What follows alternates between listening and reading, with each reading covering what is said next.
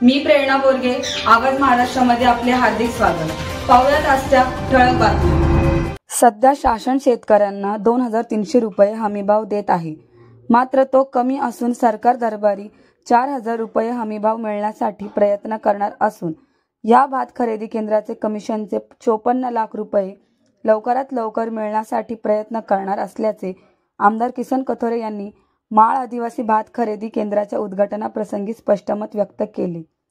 या प्रसंगी विधानसभेच्या निवडणुकीप्रसंगीच्या आठवणीला उजाळा देताना म्हणाले की मी ठेकेदारांकडून एकही रुपया घेत नाही, जे कार्यकर्ते प्रसंगाला नव्हते त्यांना मदत नाही। मुरबाडच्या खरेदी विक्री संघात मोठा घोटाळा झाला आहे। शेतकरी व सामान्य नागरिक आदिवासी बांधवांमुळे मी 5व्यांदा आमदार झालो आहे।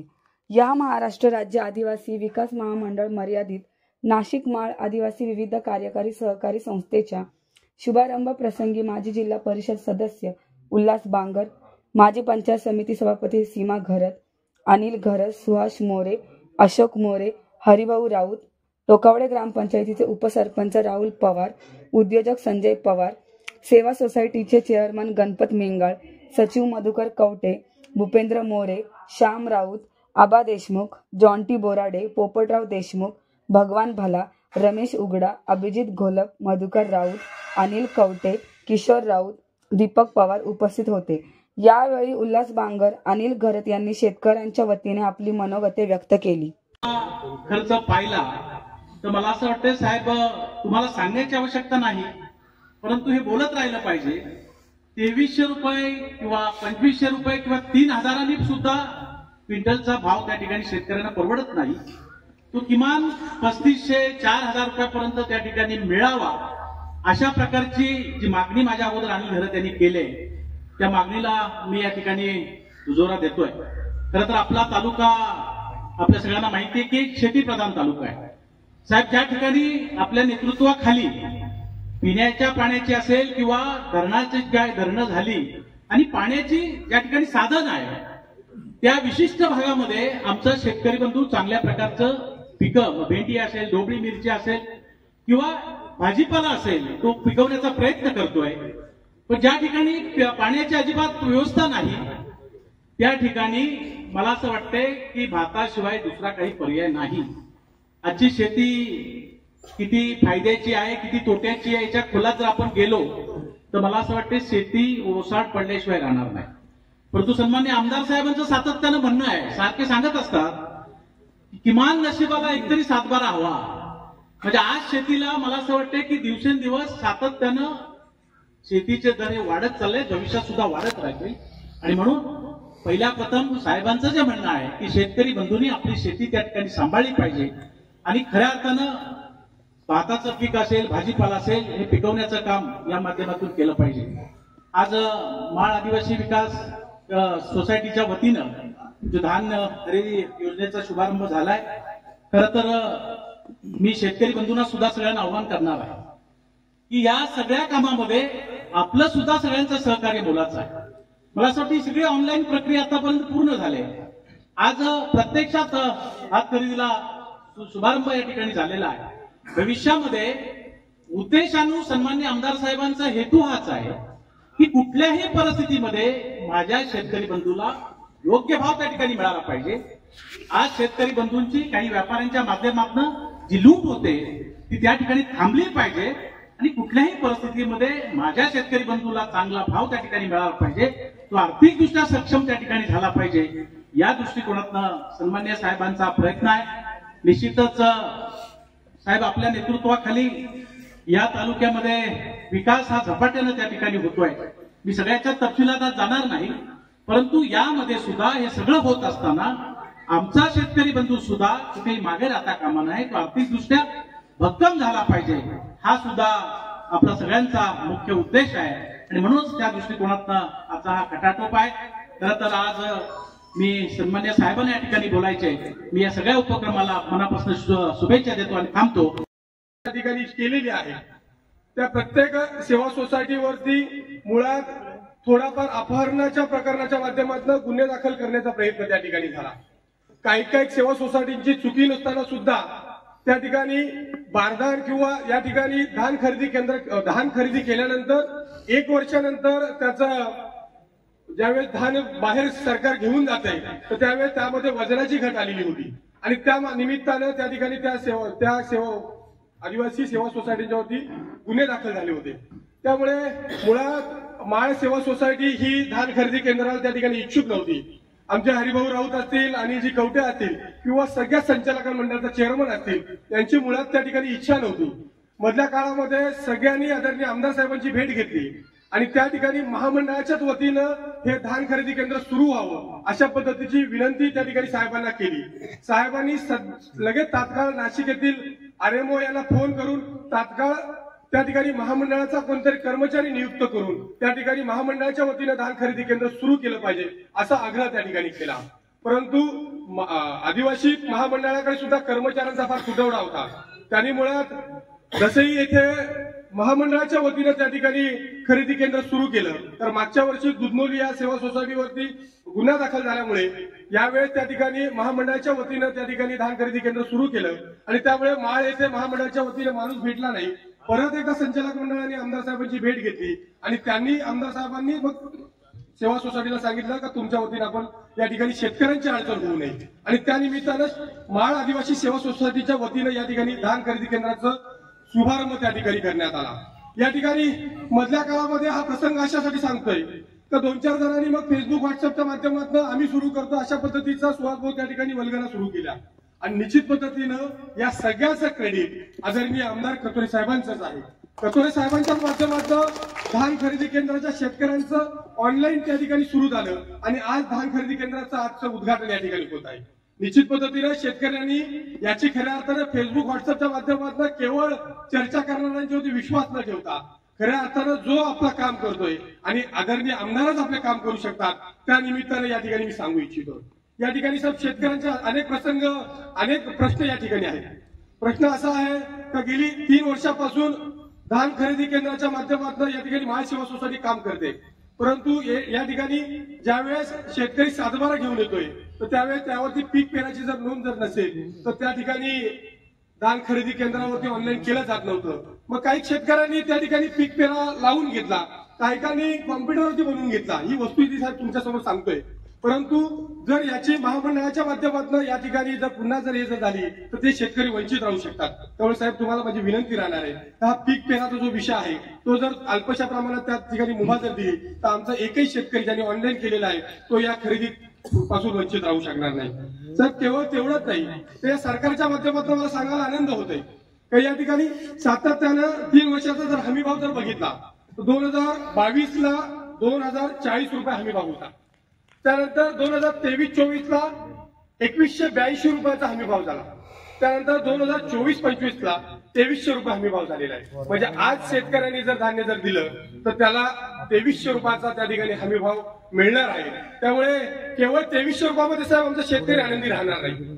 कारण कल्पना आहे आपण जर तांदूळ जर विकत घ्यायला गेलो तर 70, 80, 90 रुपयाचा त्या ठिकाणी किलो मागे भाव झालेला आहे. मग त्या ठिकाणी 23 रुपये किलोनी जर आमच्या शेतकऱ्यांनी जर त्या ठिकाणी जर भाव जर दिला किंवा त्या ठिकाणी जर भात जर दिलं तर निश्चित पद्धतीने आमच्या शेतकऱ्याला सध्या शेती परवडण्यासारखी नाही.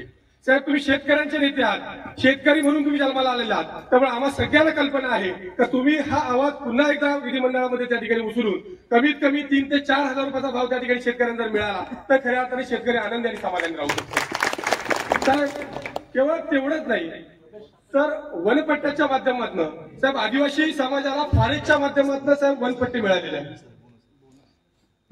या ठिकाणी साहेब फॉरेस्टच्या माध्यमातून साहेब काही आदिवासी लोकांना वनपट्टे मिळालेले आहेत. परंतु मेन याच्यामध्ये साहेब फॉरेस्टचा उल्लेख आहे आणि इतर अधिकारामध्ये त्या शेतकऱ्याचं नाव आहे. परंतु ज्या शेतकऱ्याचं नाव इतर अधिकारामध्ये आहे त्याला भात खरेदी किंवा भात खरेदी केंद्रावरती भात देता येत नाही.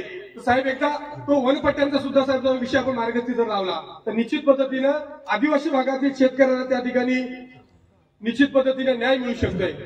साहेब केवळ तेवढंच नाही तर या ठिकाणी जे गोडाऊन उपलब्ध झालेले आहेत मग इथे आमचं राऊत साहेबांचं गोडाऊन असेल त्या ठिकाणी आमच्या वैशाखराचं गोडाऊन, गजानन घरगांचं गोडाऊन असेल किंवा काही भाऊ गोलप किंवा ह्या सगळ्या आपल्या कार्यकर्त्याच्या माध्यमातून त्या ठिकाणी साहेब गोडाऊन उपलब्ध झालेले आहेत. परंतु गेली 10-12 वर्षापासून साहेब गोडाऊनचं भाडंच मिळत नाहीये. सातत्याने प्रयत्न करतात. आमचे राऊत साहेब थोडेफार हुशार असल्यामुळे त्यांनी त्यांचं भाडं त्या ठिकाणी काढून घेतलेलं आहे. परंतु साहेब त्या ठिकाणी तुम्ही जर गोडाऊन धारकांच्या माध्यमातून किंवा मागे जर आपण पाठीशी खंबीरपणे उभे राहिले तर त्यांना सुद्धा न्यायाची त्या ठिकाणी भूमिका होऊ शकते. या ठिकाणी या सरकारचं अभिनंदन साहेब अशासाठी करतोय का मागच्या 2.5 वर्षामध्ये ज्यावेळेस महाविकास आघाडीचं सरकार होतं तर त्यावेळेस साहेब खरेदी झाली तरी त्या ठिकाणी बोनस डिक्लेअर होत नव्हता.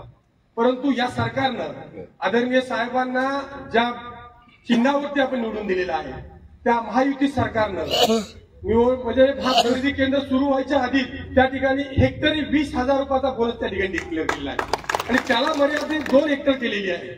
2 हेक्टर जर एखाद्याने जर भात जर दिलं तर त्याला 40,000चा बोनस त्या ठिकाणी मिळू शकतोय. मग अशा पद्धतीचं हे महायुतीचं सरकार सामान्य जनतेच्या सोबत, सामान्य शेतकऱ्याच्या सोबत असणारे सरकार आहे.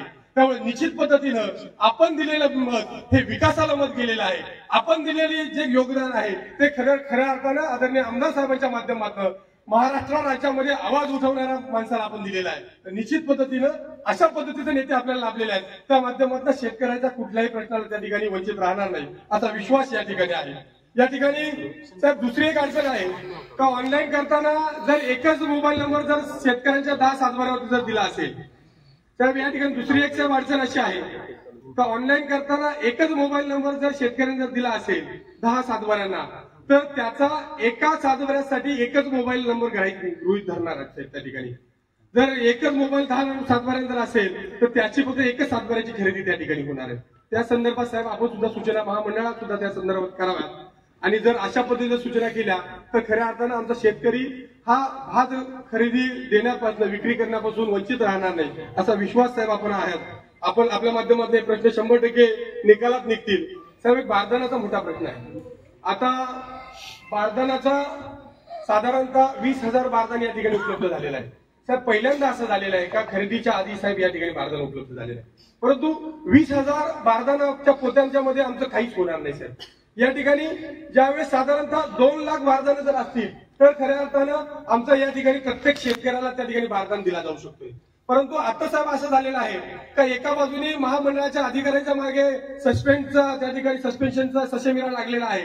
त्यामुळे याच्यामध्ये बारदानाचा सुद्धा साहेब विषय आहे आणि त्या GR मध्ये स्पष्ट उल्लेख केलेला आहे शेतकऱ्याला घरी बारदान दिलं जाणार नाही, शेतकऱ्याला शेतावरती बारदान दिलं जाणार नाही. शेतकऱ्याने स्वतःच्या बारदानामध्ये इथं घेऊन यायचं आणि सरकारी बारदानामध्ये ते पलटी मारायचं. त्यामुळे असा जर साहेब जर नियम जर असेल तर या नियमामध्ये कुठल्याच शेतकऱ्याच्या बारदानाचा उपयोग होणार नाही. त्यामुळे साहेब या नियमामध्ये आपल्या माध्यमातून शिथिलता जर आणली तर खऱ्या अर्थानं शेतकऱ्याच्या कुठेतरी प्रश्नाला साहेब त्या ठिकाणी वाव मिळणार. आतापर्यंत साहेब ज्या ज्या ठिकाणी आम्ही समस्या शेतकऱ्यांच्या मांडलेल्या आहेत त्या ठिकाणी साहेब आपण न्यायाची भूमिका साहेब त्या ठिकाणी केलेल्या आहे. तर तुम्ही केवळ बांधावरचे शेतकरी नव्हते तर तुम्ही शेतात उतरणारे शेतकरी होते. तर साहेब तुम्ही आम्ही तुमच्या फार्मवरती आल्यानंतर तुमची शेती काय आहे हे आम्ही सगळ्यांनी डोळ्यांनी बघितलेली आहे. त्यामुळे निश्चित पद्धतीने आपण जरी आमदार जरी असले तरी आपण आपली आणि काळ्या मातीची असलेली नाळ कधी विसरली गेलेली नाही. ही खऱ्या अर्थाने महत्वाची आहे. त्यामुळे आपले नेते हे शेतकरी आहेत. त्यामुळे शेतकऱ्यांवरती कधीच अन्याय होणार नाही असा या ठिकाणी निश्चित पद्धतीने सांगताना मला आनंद होत आहे. या ठिकाणी साहेब एक सेवा सोसायटीच्या माध्यमातून खरेदी केंद्र चालू आहेत. पण गेली साहेब या माळ सेवा सोसायटीचे 54 लाख रुपये साहेब त्या ठिकाणी कमिशनचे राहिलेले आहेत. साहेब आजपर्यंत 1 रुपया त्या ठिकाणी भेटलेल्या मधल्या काळामध्ये 5 लाख रुपये भेटले होते आपण जेव्हा फोन केला होता साहेब त्यावेळेस. परंतु 54 लाख रुपये साहेब त्या ठिकाणी कमिशनचे बाकी आहेत. ते जर मिळाले तर माळ सेवा सोसायटी या परिसरातली सक्षम सोसायटी साहेब राहू शकते. या ठिकाणी साहेब बहुतेक साहेब चेअरमन आपल्या विचारायचे आहेत. परंतु केवळ अशा पद्धतीचं काही नाविन्यपूर्ण जर काही योजना साहेब या सेवा सोसायटीच्या माध्यमातून आपल्या माध्यमातून जर राबल्या तर खऱ्या अर्थाने या सेवा सोसायटीना उत्तेजन येऊ शकते. साहेब आजपर्यंत आम्ही बघितलेलं आहे सेवा सोसायटी 2009च्या आधीच्या काळ सेवा सोसायटीला फक्त वापरा आणि फेकून द्या अशा पद्धतीची संकल्पना होती. परंतु आता खऱ्या अर्थाने चेअरमन हे तरुण चेअरमन साहेब झालेले आहेत. या ठिकाणी किशोर राऊत असेल, आमच्या इकडे जॉन्टी बोराडे असतील, आमचे इकडे रघु अप्पा असतील किंवा महाचे चेअरमन असतील, ते सगळे नवीन विचाराचे आपल्या विचारावरती फार प्रेम करणारे नवीन चेअरमन झालेले आहेत. त्यांना सुद्धा वाटते या सेवा सोसायटीच्या माध्यमातून आमच्या परिसरामध्ये काहीतरी नाविन्यपूर्ण सुरू केलं पाहिजे। या ठिकाणी धसे सेवा सोसायटीच्या चेअरमनांचं मी अभिनंदन करतोय का त्यांच्या माध्यमातून पणनच्या माध्यमातून सुसज्ज अशी इमारत त्या ठिकाणी उभी झालेली आहे।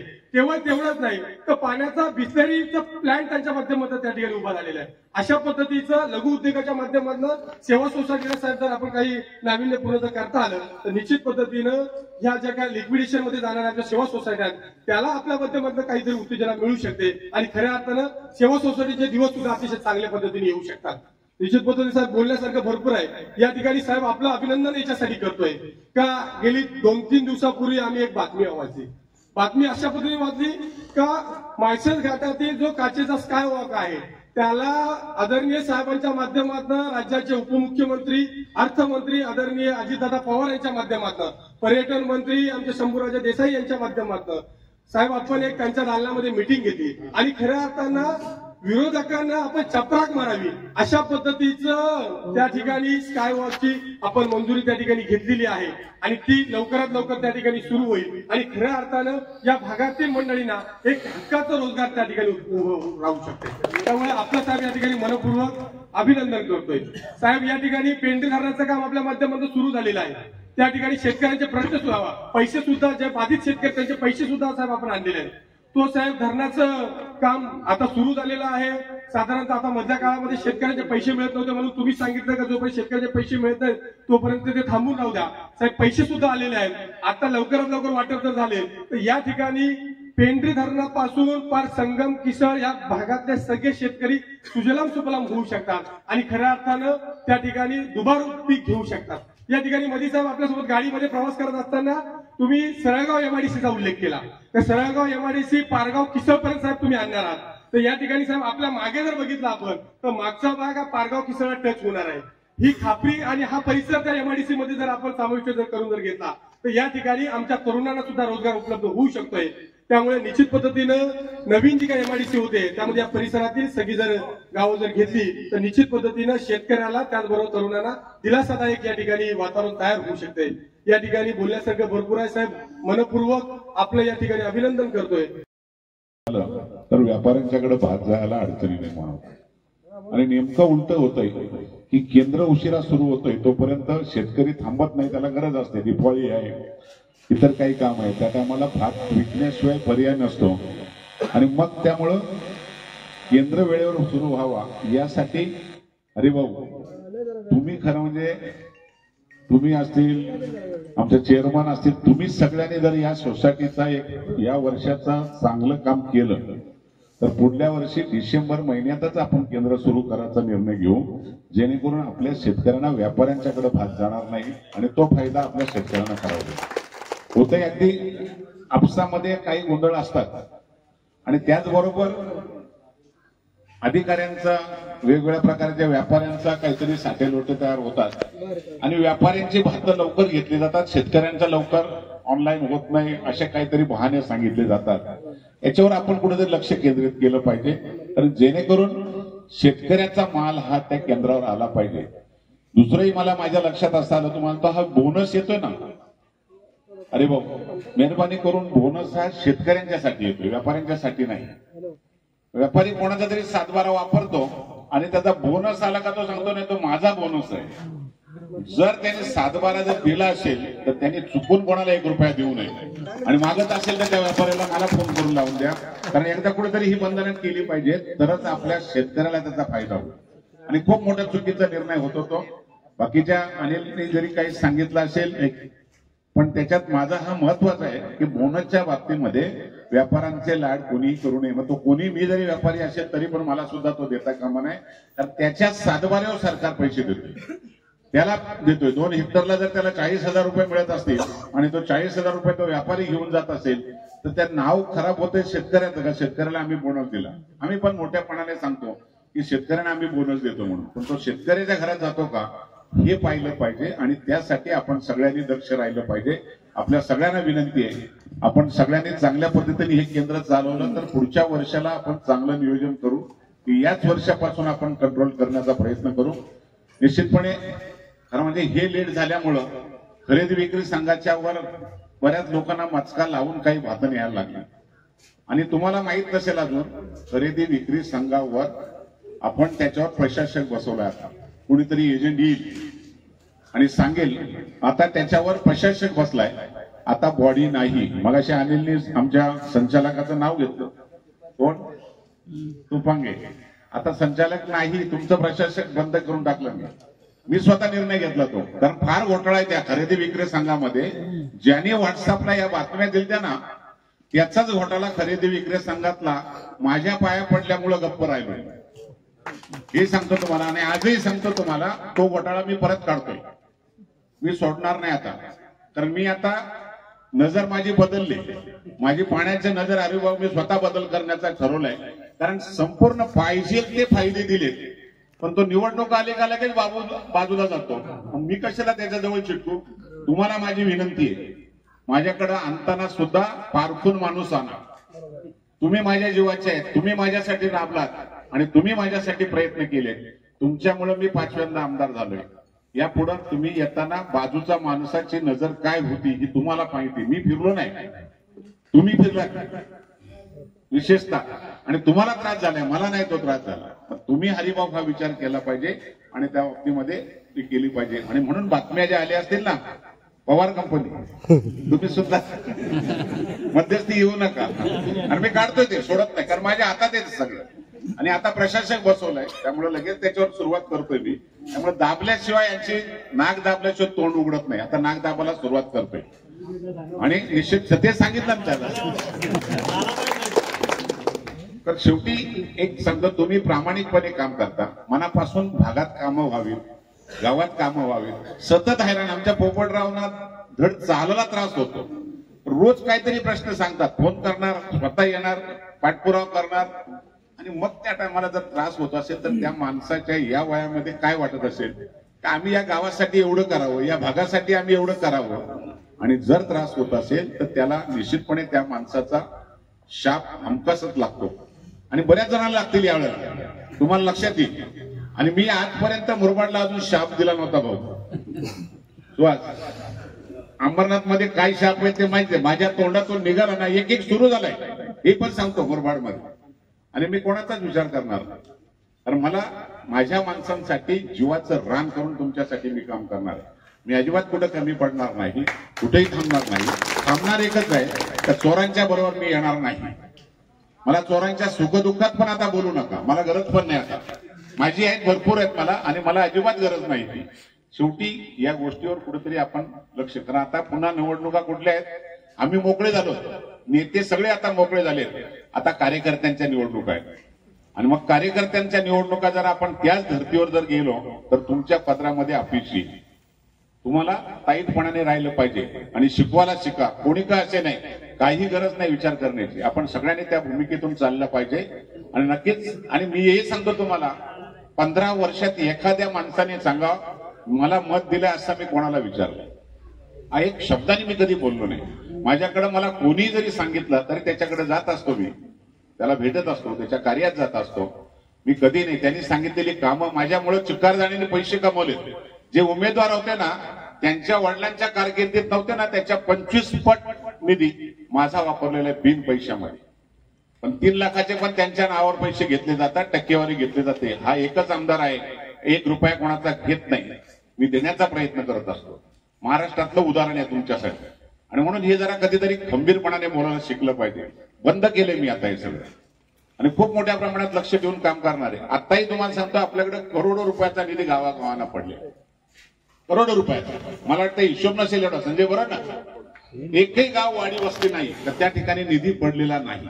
टेंडरांच्या प्रक्रिया एकाच टेंडरवर 10 जणांनी भरलेले आहेत. 800 900 900 सगळे येतात त्या टायमाला, टेंडरच्या टायमाला. पण निवडणुकीला कोण नसतोय, प्रसंगाला कोणी नसतोय. प्रसंगाला नसेल तर त्याला मदत करायची नाही. तुम्हाला ज्याला काम करायचे त्यांनी टेंडर भरा.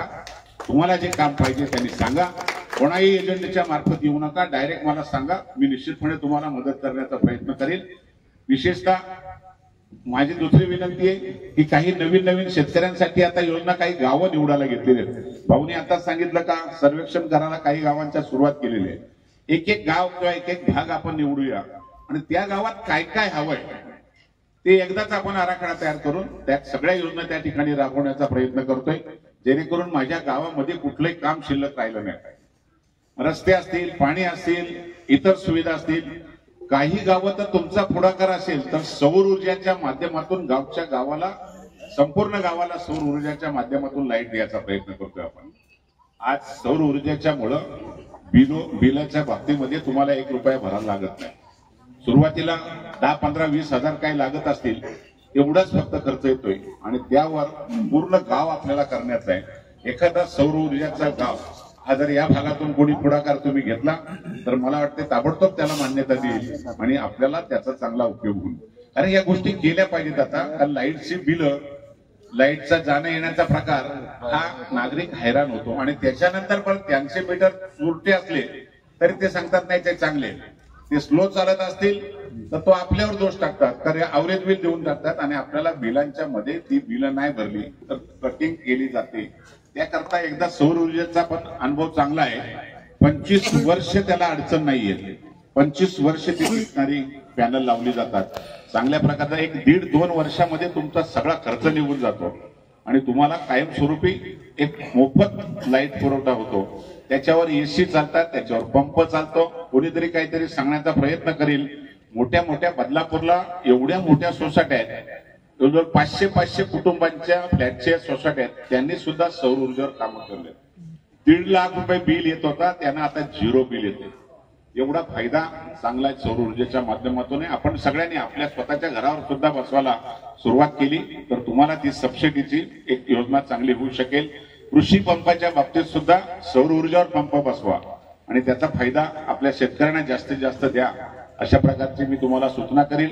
सोसायटीचं जे थकीत येणं आहे, मी लगेच या मंगळवारी गेल्यानंतर आदिवासी मंत्री उईके साहेब त्यांच्याबरोबर हा प्रस्ताव देतोय आणि लवकरात लवकर निधी देण्याचा प्रयत्न करू आपण. कारण शेवटी त्यांनाही काम करायला आर्थिक बाबतीत अडचणी येतात.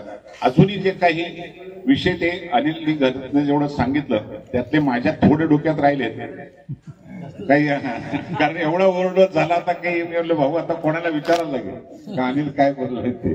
त्यामुळे एवढे विषय टाकलेले आहेत त्यांनी, तर तेवढ्या विषयापैकी काहीतरी चांगले विषय सोडवण्याचा याच आठवड्यामध्ये आपण प्रयत्न करू, जेणेकरून आपल्याला त्याच्यामध्ये होईल. आणि भाव वाढीचा प्रश्न जो आहे तो सुद्धा मागच्या आठवड्यामध्ये ज्या वेळेला आपली बैठक झाली त्याच दिवशी मी अजितदादांना हा प्रश्न सांगितलेला आहे की आमच्या शेतकऱ्यांना हमी भाव वाढवला पाहिजे. तर कदाचित दादा बोलले की आपण अधिवेशनमध्ये तो प्रश्न टाका, अधिवेशनमध्ये आपण त्याला दिशा देण्याचा प्रयत्न करू. जर तो झाला तर नक्कीच त्याच्यामध्ये अजून चांगल्या प्रकारचा भाव मिळेल असा प्रयत्न आपण करूया. कारण जेणेकरून माझ्या शेतकऱ्यांना जर त्यातून काही मिळत असेल तर तो द्यावा. माझी दुसरी एक विनंती आहे सगळ्या कार्यकर्त्यांना, आपल्या गावातल्या कातकरी वाडी वस्त्या, आधी कातकरी वाड्यांचा आपण सांगतो, जनगण मधून आपल्या तालुक्यातली जवळजवळ 13,000च्या आसपास काहीतरी सर्वेक्षण झालं होतं, त्यापैकी जवळजवळ ती मंजूर होऊन आलेली आहे. त्याच्यावर खात्यावर पण 2,65,000 पैसे पडतात. त्याचा शिल्लक राहिली असतील कातकऱ्यांची घरं, 100% घरं आपल्याला यावर्षी कातकऱ्यांची एका हाती संपवायची. आणि नुसतीच घरं नाही, वाडीतला रस्ता, वाडीमध्ये एखादं समाज मंदिर, पाणी, ज्या काही सुविधा लागतील त्या सगळ्या देण्याचा आपण प्रयत्न करतो. वंचित असलेली कातकरी वस्ती पहिल्यांदा आपण घेतलेली आणि आपण मोठ्या प्रमाणामध्ये त्याच्यामध्ये प्रयत्न करतोय. अजूनही त्यांना काही रोजगाराच्या बाबतीत सुद्धा काही देण्याचा या भागात सुद्धा आपण प्रयत्न करू. आणि मग नंतर शबरी आणि रमाईला सुद्धा आपल्याला मला वाटतं इष्टांक भरपूर आहे, पण तेवढी प्रस्ताव नाहीये. रमाईचं आणि शबरीचं ही सुद्धा आपण करू. राहिले दुसरे आपल्याला जे मोदी आवास त्याचे पैसे आलेले नव्हते, कारण सरकार अजून अस्थिर होतं, त्यामुळे अजूनही सरकारचं कामकाज सुरू नाही. ते कामकाज सुरू झाल्यानंतर साधारण 10 ते 15 दिवसामध्ये तो निधी पडायला सुरुवात होईल. आणि अजूनही इष्टांक आपण मागतो, जेणेकरून आपल्या इतर लोकांना सुद्धा, जे ओबीसी नाहीत, इतर समाजातले लोक आहेत, त्यांना सुद्धा त्याचा लाभ दिला जाईल. आपण आपल्या या उद्याच्या 26 तारखेच्या ग्रामसभेमध्ये आपण हजर राहून ज्याला घरकुल पाहिजे त्यांनी घरकुलांची ताबडतोब नावं त्या ठिकाणी द्यावी.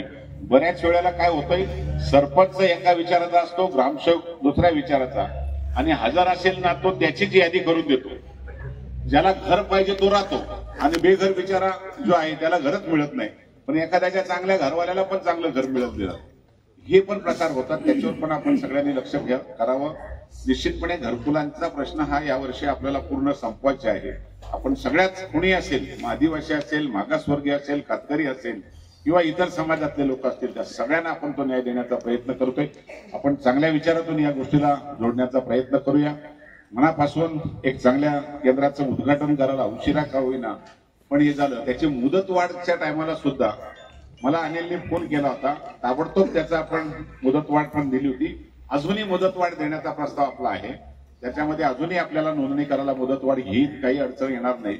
फक्त आदिवासी महामंडळाच्याकडे थोड्याशा अधिकाऱ्यांच्यावर कारवाया खूप झाल्या आणि त्यामुळे त्यांच्यामध्ये थोडासा स्टाफ नाही आणि ती अडचण निर्माण होते. तरी सुद्धा आपण त्यातून मार्ग काढू आणि आपल्याला निश्चितपणे न्याय देण्याचा, शेतकऱ्यांना त्याच्यामध्ये प्रयत्न करूया, अशा प्रकारची सूचना करतो. मनापासून तुमच्या सगळ्यांचे आभार मानतो आणि थांबतो. जय हिंद, जय